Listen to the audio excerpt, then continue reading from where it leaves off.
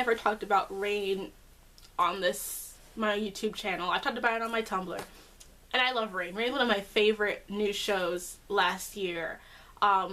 Thanks to This Is Lucrezia Sand, who started rewatching it and watching her go through it. I was like, let me give the show another chance. And I really ended up enjoying it once it got past the kind of awkward love triangle shit.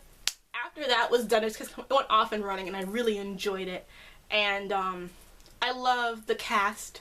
I love the great female friendships and unity that it really represents in the show. I know that it's not historically accurate, and I'm a history person, I get it. But I think that this is one of those cases where it's not historically accurate in any way. But what it makes up for, that lack of accuracy, is so much more important than that. Because we have plenty of shows that are historically accurate, kind of, sort of, but are terrible towards women in ways that are just not even factually correct for the time period. So to have a show where you have women who can, you know, be powerful, discuss their flaws, women of different classes, of different, you know, levels of importance, all existing in this society, who can give voices to themselves, is amazing and great. And one of the reasons why I highly recommend Rain, if you like, you know, period dramas with strong female characters, because that's what it is. It gives you that all the time. Even the main relationship, which is Francis and Mary, is so much more powerful when they're unified. And that's such a rare thing, because usually a lot of relationships, it's all about the conflict. But when Francis and Mary are on the same team, nothing can stand in their way. And I love that. I love power couples. And that's why I love them so much. And, you know, Megan Fellows, who plays Catherine de Medici, who was Anne of Green Gables in the most amazing book-to-TV adaptation ever, is in it, and she slays constantly and amazingly. And so, you know, I love her. One of the loves of my life, Caitlin Stacey, she plays Kenna. We have the girl from Chronicles of Narnia playing Lola. We have Greer, who's got a really great storyline. I'm so glad that she's good with her peppercorn, because I really was not feeling Lisa anymore when he was getting like all shady. I was like, you stop hating, you stop pressing this girl for her decision. She gonna do what she gotta do. So I was so good with Rain, loving it. And then in the beginning of this season, before it started, there was a rumor circulating that Mary was going to be raped. And from the moment we heard about this, the majority of the fandom, if not all of it, was like, nah, we don't want this. We're not fucking with it in any way. Please do not do this. And, you know, the writers, I didn't hear a lot of what they confirmed. I know Caitlin Stacey said on her Twitter that she did at least hear the critiques, which was great to know, because Caitlin Stacey is a very politically involved person, and so hearing that feedback was really reassuring, even though you know that she can't change anything. It was good to know at least someone was listening. So as the episodes have been progressing, and I've been enjoying this season, I don't like seeing Mary and Francis fight, but I do like seeing all the different faculties of them ruling, how the differences happen. The Narcisse character is kind of fucking annoying. I kind of hate how he's bringing Lola into his bullshit, because that's my gap-toothed queen. But at the same time, I love how they talk about Lola's storyline. I like Catherine's issue.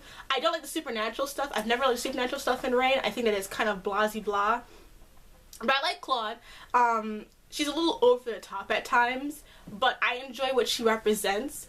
I, again, love Mary. Mary's one of my favorite characters on the show. She's just so smart and just trying to do the right thing all the time. I love her.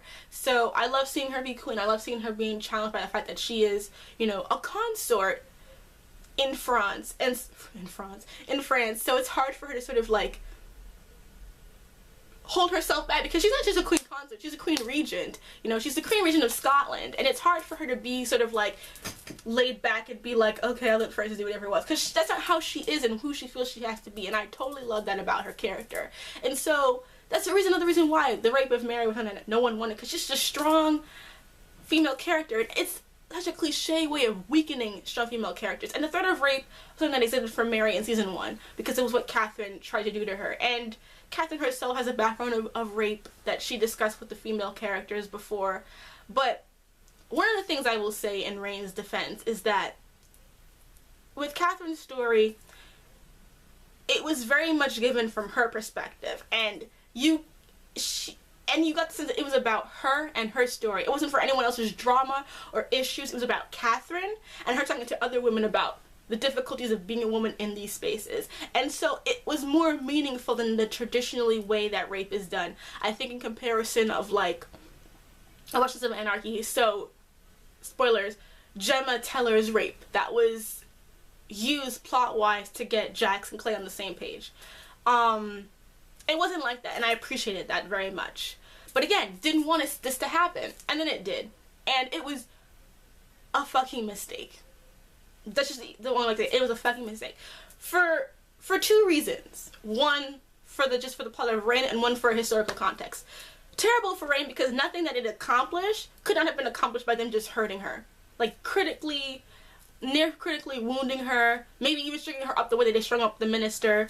That, to me, would have been more poignant, more impactful, better. I don't want to see violence against women, but I'm tired of seeing rape being used as the most terrible, worst thing that can be done to a female character. So, and the thing about it, too, as soon as you see the guy, like, he hits her, he looks at her, and just, the whole scene is just so disgusting and so gross. And rape scenes should be that way. But at the same time, I felt like if they were going to film it, they should have just edited it as soon as he was like, I'm going to defile you, you bitch, whatever. That's when they should have just ended it. But then having, like, her face and the slow-mo and everything like that, and her, like, no, I don't like that. I don't like the way that's done most of the time because it's so, like, we know it's about to happen. You don't need to drag it out. And so it was just really upsetting. And then we skipped the good parts of it because the good parts of this scene are Catherine and Mary talking. And I will say that that's the only positive I can say about this story and the arc that it may have for Catherine and Mary is that to have 2 survivors talk about this, and for Catherine to know, I know you don't want to be touched, and to sort of help Mary give the illusion of being strong and telling her how she has to be, and also helping Frances be there for her in a constructive way, I thought was good. But then the preview show about how this is going to be a lot of stuff for Frances, and I don't know if this is confirmed or not, but I've heard that the writers are saying that this is part of a way of making Frances suffer. That's not how rape should be used. Rape is not a plot device to create conflict and create drama for male characters that are not being raped. It's ridiculous. This is supposed to be Mary's trauma, and if you're gonna do it, it should be reflecting in how it affects Mary. To bring it and make it about Frances, to me, is exactly why we didn't want this in the first place. Because if you're gonna do rape, you have to do it right. Discuss it with the people who are living with it, and have it be about them. To make it about Frances is disrespectful to Mary twice over.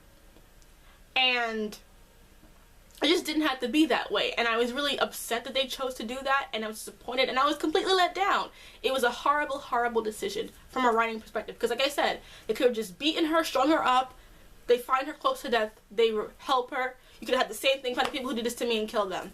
Same thing, didn't have to rape her. Extremely simple. You just did it because it's dramatic for female characters. That's the only reason why, because it wouldn't be Frances. You know what I mean? And I'm not saying that male rape has to happen either because it's terrible both ways, but they would have never done that to Frances. They would have never been like, oh, we need to prove something to him, so let's sexually defile him. You wouldn't have done it. You would have just kicked his ass, made him string him up, something. You would never done that to Frances. So it's disrespectful to do it to Mary. The other reason why I find it unnerving is because while the show is not historically accurate, and I understand that and I respect that and that's what it is, the fact is, the actual Mary Stuart, Queen of Scots, was raped. After her second marriage to Lord Darnley, there was an assassination plot on his life, he was killed, and then a few months later she ended up marrying the Earl of Bothwell, and it's very much implied that that relationship came from her being sexually assaulted by Bothwell and feeling the need to marry him to save face. Because, like, a lot of what Catherine says in that scene about this is how people will view you, this will be your interpretation. What was very eerie about that to me was that that's very much the real life reflection of Mary Stuart. In real life, her marriage to Bothwell kind of soured her reputation. It made her have to abdicate her throne to her son. It's part of the reason why she had to end up fleeing to England, how she ended up being under Elizabeth's control, how she ended up being dead.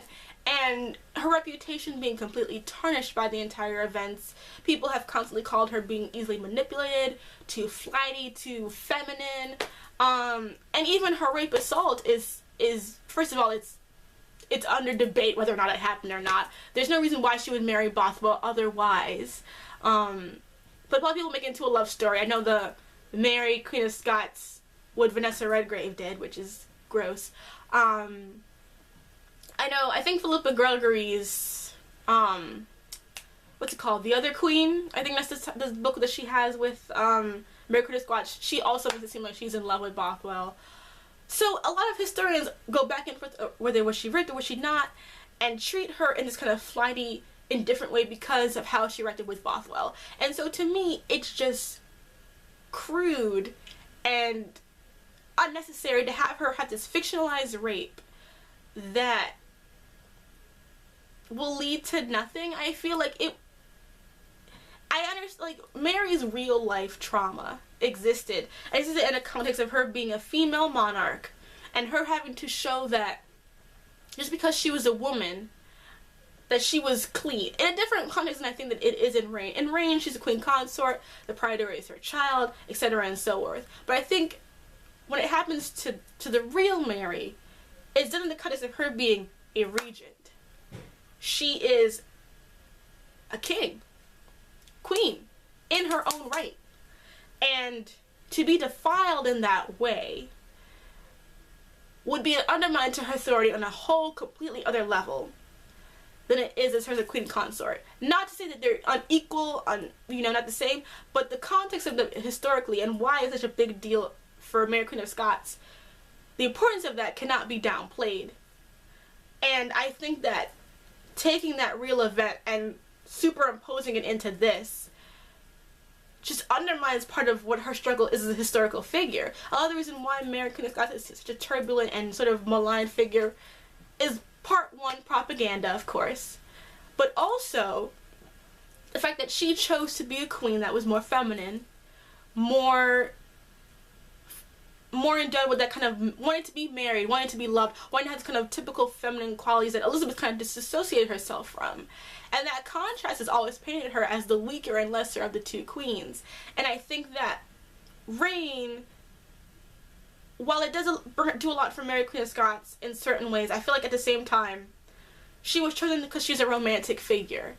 But they don't understand the complexities of what made her a queen sometimes, and why it was so hard for her to be queen. And I think that one of the reasons why I'm so looking forward to when she goes to Scotland is so that we can see that. To see what it is like to have been a queen and wanting to be a queen that was feminine, that didn't want to be a man.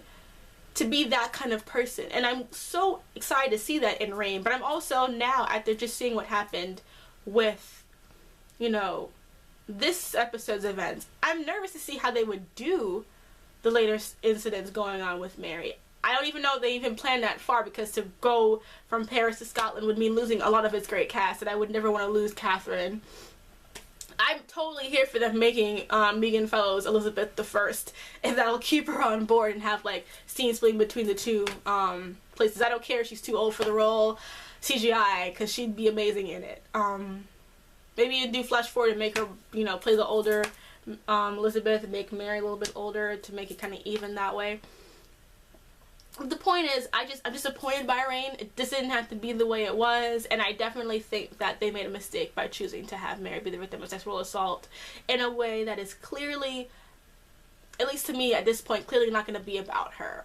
And even though I know it's a show that doesn't want to be historically accurate, I think that they've totally missed sort of a larger issue going on with Mary, Queen of Scots.